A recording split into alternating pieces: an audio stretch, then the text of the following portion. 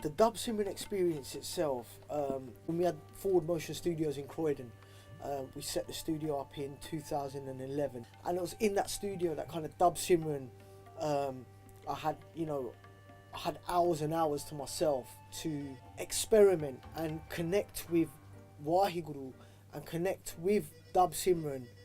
These tracks were a long time in the making, yeah. And obviously I worked with Iñaki there as well.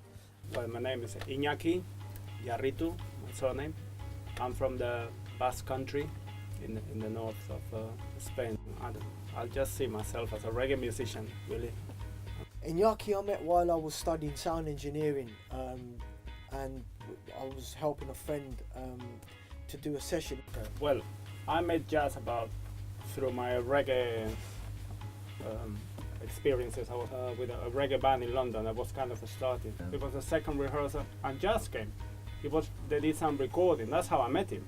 It turned out that even though we met in North London, it turned out he lived like 15 minutes away from me. We ended up taking the night bus or something in Brixton, and we started talking. It's karma, man, and it's great karma on my part. I'm very blessed.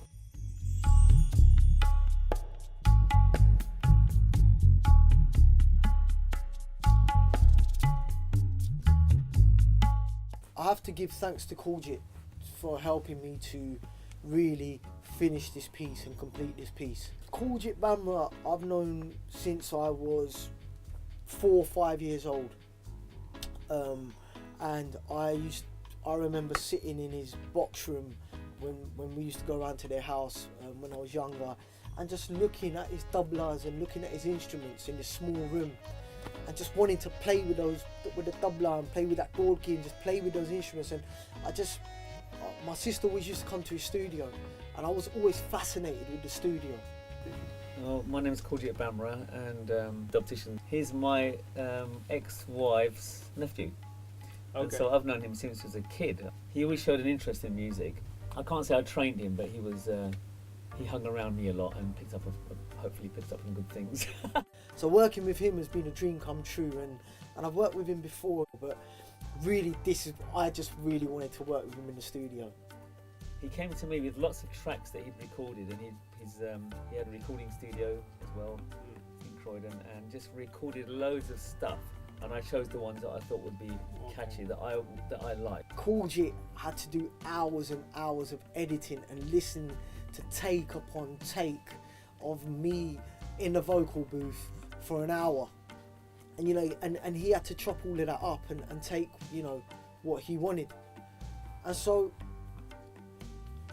in giving him those files, once we chose the tracks for the album, he said, okay, Jesse, leave me with it.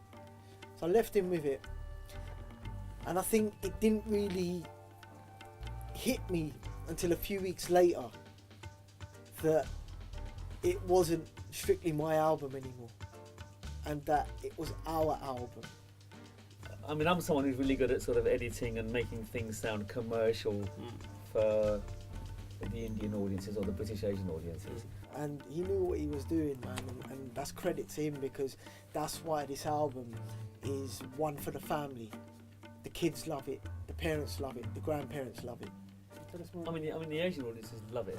A lot of my friends tell me their kids want it on in the car on the way to school, and they're 7-year-old kids sitting in the back listening, doing Waheguru.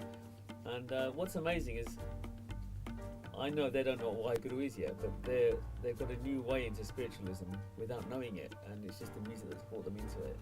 When we started putting the live band together now, obviously Inyaki's involved. Inyaki's got some great experience working with live bands, but I'm getting my one-man show together using my laptop, controller, and some effects pedals and stuff, and going out there and getting ready to take not just the Dub Simran Experience, but the Dubtician experience out into schools, colleges, universities, London halls, people's front rooms, wherever I'm invited, basically.